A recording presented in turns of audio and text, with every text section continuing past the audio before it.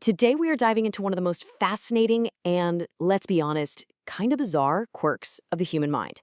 We're talking about why we find quiet so uncomfortable that a lot of us would literally prefer physical pain instead.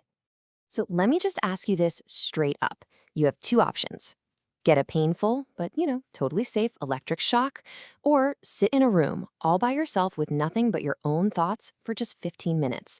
Which one do you pick? I mean, the answer seems pretty obvious, right? Well, you might want to buckle up because science has a surprisingly different and, let's just say, jolting answer. And that really brings us to the heart of this whole mystery, a truly shocking choice. Let's dig into the strange evidence behind this very human tendency. Yeah, it sounds completely insane, but a huge number of people will actively choose the shock. And get this, it's a real documented phenomenon.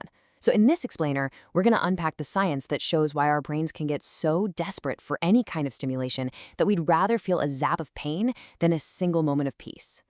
Now, this isn't just some weird hypothetical question. No, it's based on some very real research. So let's take a look at this simple but pretty profound experiment that really brought this uncomfortable truth to light. So the setup was just brilliant in its simplicity. You've got researchers from the University of Virginia and Harvard, and they put people in a plain, empty room, all by themselves, for just 15 minutes.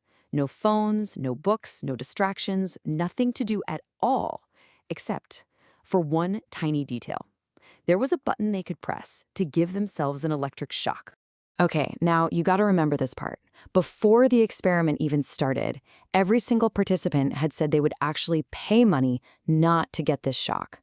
So what do you think happened when they were left alone with that button as their only option for stimulation? Well, the results were just, wow. An incredible 67% of men, we're talking 2 out of every 3 guys, chose to shock themselves at least once. For women, it was 25%. And remember, these weren't people looking for a thrill.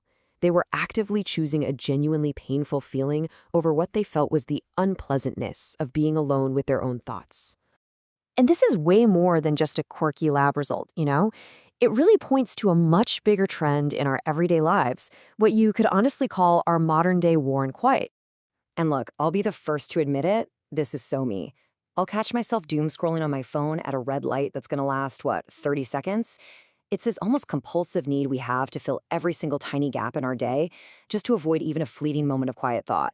Sound familiar to anyone else? And this really gets to the core of it, right? Why? Why are we so allergic to the contents of our own heads? What are we running from when we reach for that distraction, whether it's our phone, the TV, or, in a really extreme case, a button that zaps us with pain? But here's the twist. What if we've been looking at this all wrong? What if boredom isn't a bug in our system, but actually a feature? It turns out this state of mind we try so hard to avoid might just be the key to unlocking our brain's most powerful abilities. Okay, so the crucial thing to understand here is what our brain actually does when we leave it alone. It kicks into this mode called autobiographical planning. Just think of it like this. Your brain is a CEO who finally gets a quiet moment, away from the chaos of daily meetings, to actually think about the company's long-term vision. It's that moment we stop just reacting to things and start setting our biggest, most important goals. It's where the real thinking happens. And the benefits of letting this happen? They are massive. When you actually lean into boredom, you trigger this powerful planning mode. It forces your brain to zoom out and think about your future. And get this, some studies even suggest this reflective state can make us more social and more altruistic. All of that just from letting your mind wander a bit. So how do we actually do this? How can we harness this power? Well, here's a super simple, actionable framework I'm calling scheduled mind wandering. Step 1, intentionally block out 15 minutes in your calendar for just quiet time. Step 2, and this is probably the most important one, put your phone and all your other distractions in another room. Seriously. Step 3, just sit there and let your thoughts go wherever they want.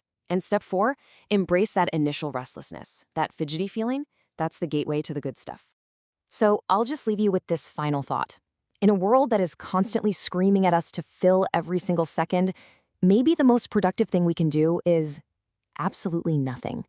What big idea, what creative solution, what personal breakthrough is your brain just waiting to build if you'd only give it the quiet, fertile ground of boredom to grow in?